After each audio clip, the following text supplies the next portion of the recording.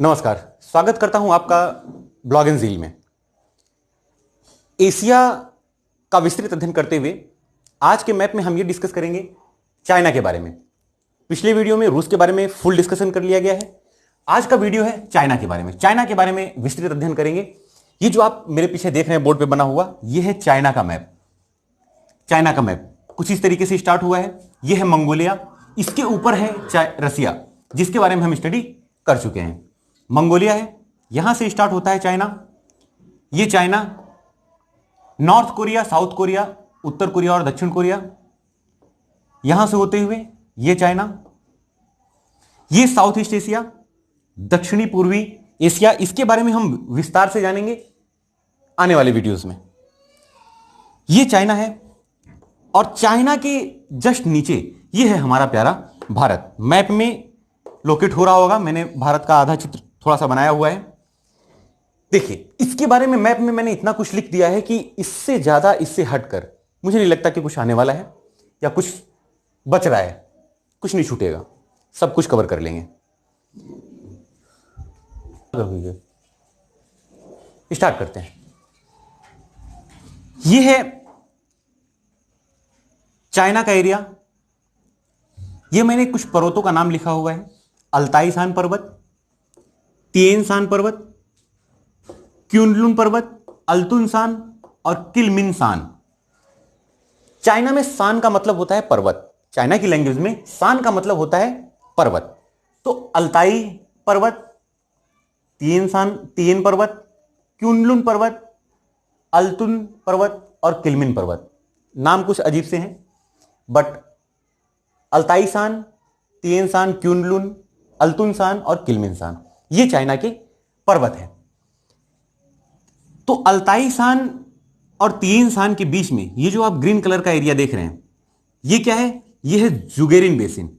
इसे बोलते हैं जुगेरिन बेसिन। जुगेरिन बेसिन, अल्ताई-शान पर्वत से इर्तिस नदी निकलती है। इर्तिस नदी मैंने यहां पे लिखा हुआ है, इर्तिस नदी निकलती है अल्ताई-शान पर्वत से। अल्ताई-शान पर्वत से निकलती है और जुगेरिन बेसिन होते हुए ऊपर की ओर प्रवाहित होती है रूस, और रूस को क्रॉस करती हुई ऊपर आर्कटिक सागर में जाके गिर जाती है। ठीक है, तो ये है इर्तिस नदी। जुगेरिन बेसिन आप देख रहे हैं। जुगेरिन बेसिन के चारों ओर जो ग्रीन कलर का आप पार्ट देख रहे हैं, जुगेरिन बेसिन के चारों ओर जो है घास का मैदान पाया जाता है, जिसे बोलते हैं स्टेपी घास का मैदान। ये पूरे मध्य एशिया में बड़ा फेमस घास का मैदान है। स्टेपी घास का मैदान जुगेरिन बेसिन के चारों ओर पाया जाता है। उसके जस्ट नीचे पूछा जाता है, कई बार एग्जाम में पूछा गया है कि जुगेरिन बेसिन किन दो पर्वतों के बीच में है। तो किन दो पर्वतों के बीच में? अल्ताई-शान और तिएनशान पर्वत के बीच में जुगेरिन बेसिन कहां है? अल्ताई-शान और तिएनशान पर्वत के बीच में। अब तिएनशान और क्युनलुन पर्वत के बीच में कौन सी बेसिन है? Tarim basin. याद रखेंगे, तारिम बेसिन। तारिम बेसिन किसके बीच में है? तिएनशान और क्युनलुन पर्वत के बीच में। कई बार एग्जाम्स में, अलग अलग एग्जामों में पूछा गया है कि तारिम बेसिन कहां पे है।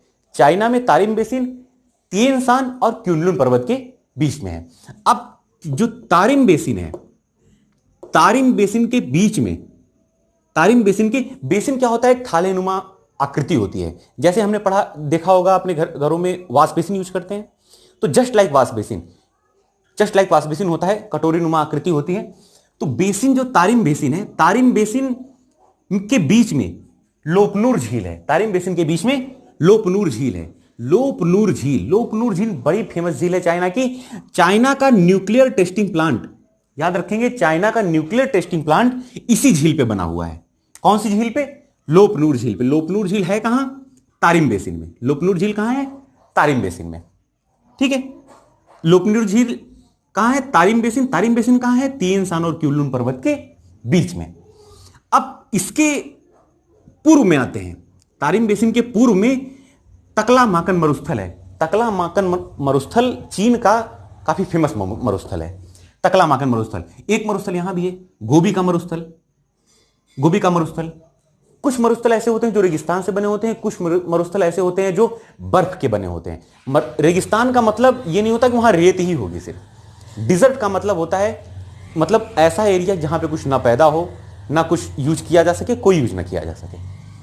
तो ये गोबी का जो मरुस्थल है, गोबी का मरुस्थल, ये इसका कुछ पार्ट मंगोलिया में पड़ता है और कुछ पार्ट चाइना में पड़ता है।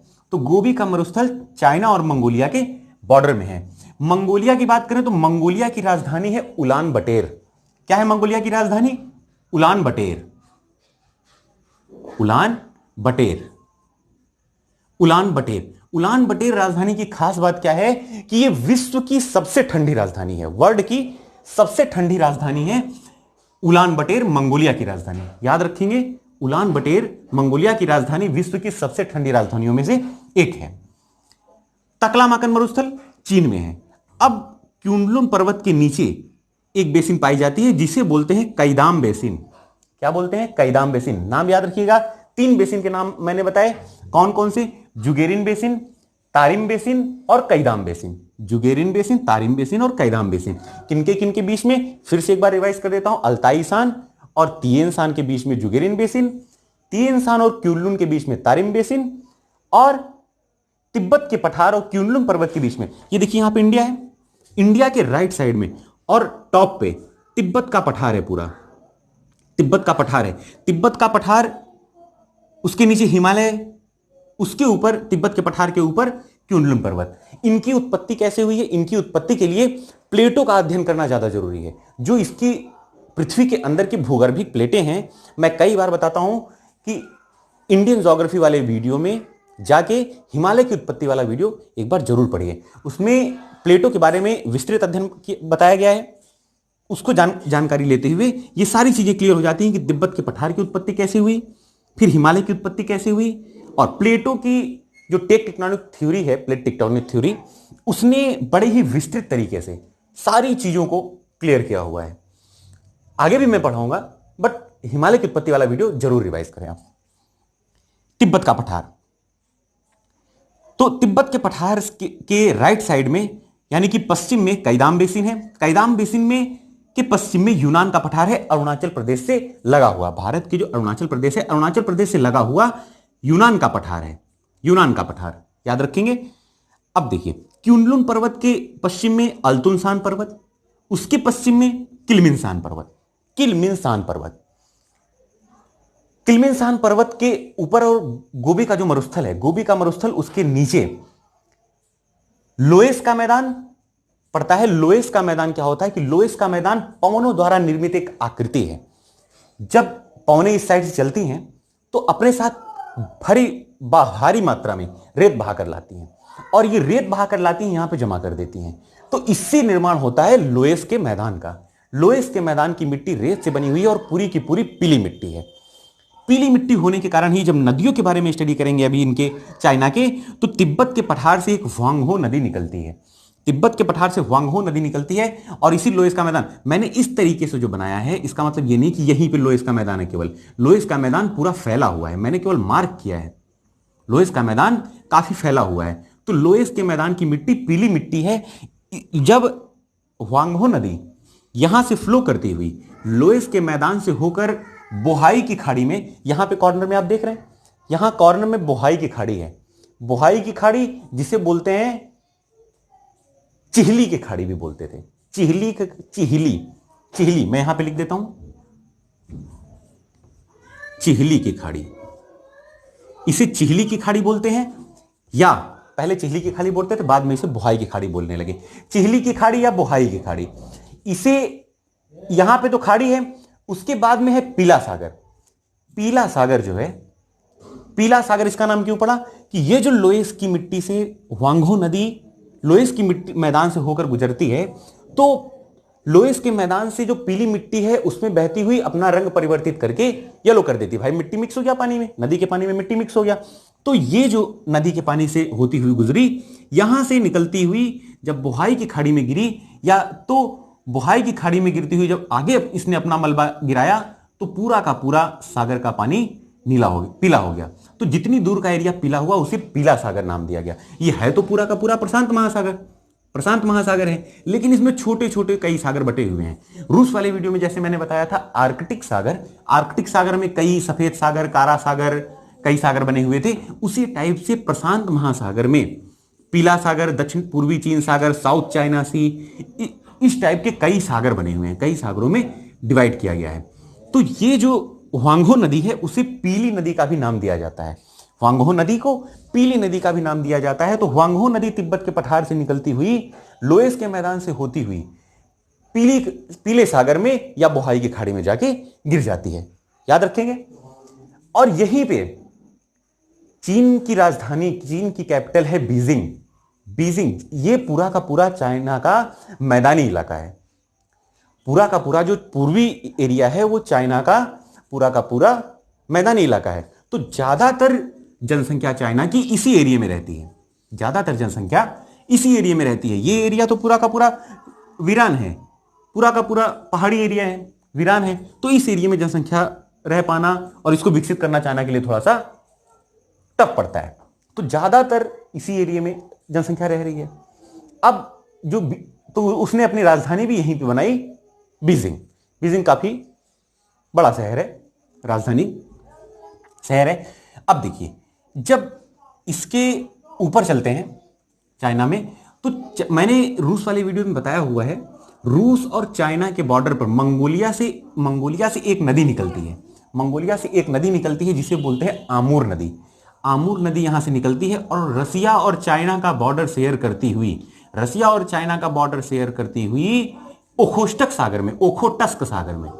ओखोटस्क सागर में जाके गिर जाती है। कौन सी नदी है? आमूर नदी। ठीक है, यहीं पे है वृहद खिंगान श्रेणी। वृहद खिंगान श्रेणी जो है कहां पाई जाती है? चाइना में। याद रखेंगे हम, वृहद खिंगान श्रेणी कहां पाई जाती है? चाइना में। बोहाई की खाड़ी को क्या बोलते थे? चिहली की खाड़ी। और पीला सागर बोहाई की खाड़ी आसी पास है, ज्यादा अंतर नहीं है। यह है north Korea, South Korea. North Korea और साउथ कोरिया, साउथ कोरिया की राजधानी सियोल, नॉर्थ कोरिया की प्योंगयांग। इसे अभी छोड़ देते हैं, जापान के साथ जब स्टडी करने लगेंगे तो नॉर्थ कोरिया और साउथ कोरिया को भी कवर कर लेंगे। फिलहाल के लिए अभी इसे ड्रॉप कर देते हैं। वृहद खिंगान श्रेणी के नीचे अगर देखा जाए तो मंचूरियन का मैदान है। वृहद खिंगान श्रेणी के नीचे मंचूरियन का मैदान है। मंचूरियन का मैदान जिसमें मंचूरियन वर्ड जो आया था वो चाइना से ही निकला था। गोभी Manchurian, mushroom Manchurian, paneer Manchurian, ये जो मंचूरियन वर्ड है ये रसिया से ही निकला था। तो मंचूरियन का मैदान जो है, इसमें मक्का और सोयाबीन की खेती इस एरिया में बहुत ज्यादा होती है। अभी औद्योगिक क्षेत्रों के बारे में पढ़ेंगे, जो मोटे मोटे औद्योगिक क्षेत्र हैं इंपॉर्टेंट, उनके बारे में भी जानेंगे। लेकिन उसके पहले हम जान लेते हैं मंचूरियन का जो मैदान है उसमें मक्का और सोयाबीन की खेती अधिक होती है। ठीक है, उससे नीचे आते हैं तो यहां पे है सेनडांग प्रायद्वीप। कौन सा प्रायद्वीप है? सेनडोंग प्रायद्वीप। सेनडोंग प्रायद्वीप जो है ये पूरा का पूरा प्रायद्वीप रेशम की खेती के लिए बहुत ज्यादा फेमस है। किसकी खेती होती है यहां पे? रेशम की खेती। रेशम की खेती यहां पे बहुत ज्यादा होती है इस एरिया में, सेनडोंग प्रायद्वीप में। जो आप ग्रे कलर का पोर्शन देख रहे हैं उसमें सेनडोंग प्रायद्वीप बोलते हैं। सेनडोंग प्रायद्वीप में रेशम की खेती पर्याप्त मात्रा में होती है। उसके बाद देखते हैं, ये ग्रीन कलर का जो एरिया है वो नॉर्थ चाइना प्लेन है। यहां पे भी आबादी काफी मात्रा में रहती है। मंचूरियन का मैदान है, इस एरिया में भी रहती है। बीजिंग तो कैपिटल ही हो गई, ये भी प्रायद्वीपीय एरिया, ये प्लेन मैदान का एरिया है। नॉर्थ चाइना प्लेन ये भी मैदानी है। और संघाई यहां पे एक सिटी है, यांगसी नदी के तट पर है। यांगसी नदी के तट पे संघाई है। और ये गैर राजधानी क्षेत्र में संघाई सिटी जो है सबसे बड़ा है।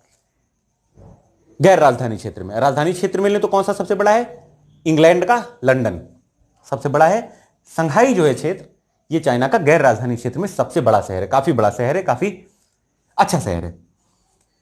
देखिए यहां पे है, जब प्रशांत महासागर को डिवाइड किया गया तो ये है पूर्वी चीन सागर। पूर्वी चीन सागर है। फिर नीचे आता है साउथ चाइना सी, जहां पे चाइना अक्सर अपना दावा करता रहता है, अपनी हरकतें करता रहता है। तो चाइना से हटके थोड़ी दूर पे ताइवान है। ताइवान एक देश है, ताइवान एक द्वीपीय देश है। तो ताइवान और चाइना के बीच पूर्वी चीन सागर और दक्षिणी चीन सागर को जोड़ने के लिए एक जलसंधि बनाई गई है। उसे बोलते हैं फार्मोसा की जलसंधि। कई बार एग्जाम में पूछा गया है, डिफरेंट एग्जाम्स में, कि फार्मोसा की जलसंधि किन किन द्वीपों, किन किन जगहों को जोड़ती है। तो हम बोलेंगे चाइना और ताइवान को जोड़ती है। याद कह दें कि कौन से सागर को जोड़ती है, तो पूर्वी चीन सागर और दक्षिणी चीन सागर को जोड़ती है। क्लियर है? पूर्वी चीन सागर और दक्षिणी चीन सागर को जोड़ती है। कौन सी जल संधि है? फार्मोसा की जल संधि। फार्मोसा की जल संधि जोड़ती है दक्षिणी चीन सागर और पूर्वी चीन सागर को। चाइना से लगे हुए द्वीप हैं जिनको चाइना अपने कब्जे में लेने की कोशिश करता रहता है, मकाऊ और हांगकांग। हांगकांग अभी चाइना के विरोध में बहुत ज्यादा हाल फिलहाल में एक्टिविटी में था, चर्चा में, तो चाइना था वो हांगकांग। चाइना अपना दावा कर रहा है हांगकांग पे, उसके रीजन पे। उसके नीचे आते हैं तो ये जो आप देख रहे हैं दक्षिणी पूर्वी एशिया को लेके, तो म्यांमार, थाईलैंड, लाओस, कंबोडिया और वियतनाम। वियतनाम के पूर्व में कौन सी खाड़ी है? वियतनाम के पूर्व में है टॉकिंस की खाड़ी। वियतनाम के पूर्व में है टॉकिंस की खाड़ी। कई बार एग्जाम में पूछा गया है कि टॉकिंस की खाड़ी की लोकेशन कहां पे है, तो टॉकिंस की खाड़ी की लोकेशन है वियतनाम के पूर्व में। जो साउथ ईस्ट एशिया है, साउथ ईस्ट एशिया में वियतनाम सबसे लास्ट कंट्री है पूर्व साइड में। तो पूर्व साइड में जो वियतनाम सबसे लास्ट कंट्री है, वहां पे है टॉकिंस की खाड़ी। कई नदियां हैं जो यहां से निकलती हैं चाइना से और टॉकिंस की खाड़ी में गिर जाती हैं। और यहां पे म्यांमार के पास भी एक खाड़ी है। हम जब दक्षिणी पूर्वी एशिया के बारे में स्टडी करेंगे तो इसके बारे में भी बड़े विस्तृत तरीके से अध्ययन करेंगे। एक नदी है पर्ल नदी। पर्ल नदी कैसे फ्लो होती है? ये डायरेक्शन है पर्ल नदी का। पर्ल नदी यहां से आती है और टॉकिंस की खाड़ी में गिरती है। और पर्ल नदी के किनारे एक चाइना का बंदरगाह है जिसे बोलते हैं गुआंगझाऊ। मैंने यहां पे लिखा हुआ है गुआंगझाऊ बंदरगाह। चाइना के सारे नाम ऐसे ही होते हैं, याद कर लीजिए। गुआंगझाऊ बंदरगाह, गुआंगझाऊ बंदरगाह। कई बार एग्जाम में पूछा गया है कि गुआंगझाऊ बंदरगाह किस नदी के तट पर है, तो पर्ल नदी के तट पर है गुआंगझाऊ बंदरगाह। किस नदी के तट पे? पर्ल नदी के तट पे। क्लियर है? ठीक। और गिरती कहां पे है पर्ल नदी? टॉकिंस की खाड़ी में। याद रखेंगे, टॉकिंस की खाड़ी में गिरती है पर्ल नदी। ठीक है। अभी क्या देखते हैं इनके औद्योगिक क्षेत्रों के बारे में। औद्योगिक क्षेत्रों के बारे में देखते हैं, औद्योगिक क्षेत्रों के बारे में। उससे पहले हम ये देख लेते हैं कि जो तिब्बत के पठार से वांगहो नदी निकलती है वो कुछ इस डायरेक्शन के बारे में, इस डायरेक्शन से निकलती है और लोएस के मैदान से होती हुई बोहाई की खाड़ी या पीले सागर में गिर जाती है। तो वांगहो नदी पर एक जलप्रपात है, बड़ा ही फेमस जलप्रपात है, नाम याद रखिएगा जरूर, हुकोउ जलप्रपात। क्या नाम है? हुकोउ जलप्रपात। तो हुकोउ जलप्रपात जो है वो किस नदी पे है? वांगहो नदी पे। वांगहो नदी तिब्बत के पठार से निकल के आगे की तरफ बोहाई की खाड़ी या पीले सागर में जाके गिर जाती है। दूसरी नदी है यांगसी नदी। यांगसी नदी जो है ये भी पूर्व की साइड में ही बहती है। यांगसी नदी यहां से निकली और एक बेसिन नुमा आकृति बनाती हुई, तो जो बेसिन नुमा आकृति बनाती है उसे क्या बोलते हैं? लाल बेसिन। याद रखेंगे, लाल बेसिन। मतलब यांगसी नदी जो है वो लाल बेसिन से होती हुई पूर्वी चीन सागर में जाके गिर जाती है। और जो लाल बेसिन है, लाल बेसिन फिर मैंने बताया थालीनुमा आकृति होती है। तो जो बेसिन है, बेसिन के ऊपर है सिचुआन प्रांत। सिचुआन प्रांत, ये नाम याद रखिएगा, सिचुआन प्रांत चावल की खेती के लिए बहुत ज्यादा फेमस है, चावल की खेती के लिए। और यही वो एरिया है जहां पे चावल की खेती बहुत ज्यादा होती है, क्योंकि ये थालिक नुमा आकृति है। और जितने भी बेसिन मैंने बताए, कैदाम बेसिन, जुगेरिम बेसिन, तारिम बेसिन, ये सारे बेसिन वाले एरिया, जैसे भारत का कच्छ वाला एरिया होता है दलदली एरिया, सेम उसी टाइप के ये एरिया हैं जो दलदली हैं। चावल की खेती के लिए हम सब जानते हैं पानी बहुत ज्यादा जरूरत होती है, तो ये एरिया जो है कभी सूखता ही नहीं है, क्योंकि यांगसी नदी इससे होकर गुजरती है। तो सिचुआन प्रांत चावल की खेती के लिए बहुत ज्यादा फेमस है। सेम ये मंचूरियन का मैदान किसके लिए फेमस है? मक्का और सोयाबीन के लिए। सेनडांग प्रांत किसके लिए फेमस है? रेशम के लिए। अभी देखिए, यहां देखा जाए वांगहो नदी और यांगसी नदी के बीच में यहीं पर सिटी है संघाई यहीं पे है, याद रखेंगे हम, संघाई क्षेत्र है। अब 3 शहर, चाइना के 3 शहर सेनयांग, असन और फुसुन, ये ट्रायंगल मैंने बनाया है, ये एक त्रिभुज का निर्माण बनता है। ये मतलब एक दूसरे से ऐसी डायरेक्शन में स्थित है कि सेनयांग, असन और फुसुन एक ट्रायंगल शेप बनाते हैं एक दूसरे से। इसे ही बोलते हैं मकदेन त्रिभुज। मकदेन त्रिभुज क्या बोलते हैं, मैं यहां पे लिख देता हूं, मकदेन त्रिभुज। मकदेन त्रिभुज, मकदेन त्रिभुज, मकदेन ट्रायंगल बोलते हैं सेनयांग, असन और फुसुन को। याद रखेंगे। ये हो गया संघाई, इसी यांगसी नदी के तट पर स्थित है। यांगसी नदी पर एक और इंपॉर्टेंट चीज है, एक डैम बना हुआ है जिसे बोलते हैं थ्री जॉर्ज डैम। काफी ज्यादा एग्जाम में पूछा गया है, थ्री जॉर्ज डैम। क्लियर हो रहा है, थ्री, ये वाला थ्री है, थ्री जॉर्ज डैम। ठीक है, थ्री जॉर्ज डैम किस नदी पे है, यांगसी नदी पर, यांगसी नदी पर। और आइए कुछ देख लेते हैं, संघाई क्षेत्र किसके लिए फेमस है, इस्पात, कपड़ा उद्योग, टेक्सटाइल इंडस्ट्रीज के लिए और जलयान निर्माण के लिए। वुहान इंडस्ट्री, वुहान जो शहर है वो इस्पात के लिए फेमस है। गुआंगझाऊ, गुआंगझाऊ जो मैंने बताया था पर्ल नदी के किनारे गुआंगझाऊ बंदरगाह है। गुआंगझाऊ बंदरगाह लाइट इंडस्ट्रीज, लाइट की जो इलेक्ट्रिसिटी की चीजें हैं, जैसे जो चाइना की झालर हम यूज करते हैं, जो दीपावली के टाइम पे घरों पे सजाते हैं, वो यहीं से बन के आती है, इसी जगह से। ठीक है, और संघाई में जो ये चावल का उत्पादन होता है वो संघाई क्षेत्र में पहुंचता है और वहीं से यातायात होता है अदर कंट्रीज में। तो टिन का भंडार, टिन का भंडार, ये जो यूनान का पठार है ये टिन का भंडार है और गेजू यहीं पे है। तो टिन का भंडार के लिए यूनान का पठार और गेजू, याद रखेंगे। गेजू बहुत ज्यादा इंपॉर्टेंट हो जाता है गेजू को, क्योंकि गेजू को tin capital of the world भी बोलते हैं। विश्व की टिन की राजधानी, tin capital of the world बोलते हैं। कोयला कहां पाया जाता है, कोयला डेटांग प्रांत में पाया जाता है चाइना के। और मकदेन त्रिभुज, मकदेन त्रिभुज में कौन कौन से प्रांत हैं, सेनयांग, असन और फुसुन। याद रखेंगे, कई बार एग्जाम में पूछा गया है मकदेन त्रिभुज में कौन कौन से सिटी आते हैं, तो सेनयांग, असन और फुसुन।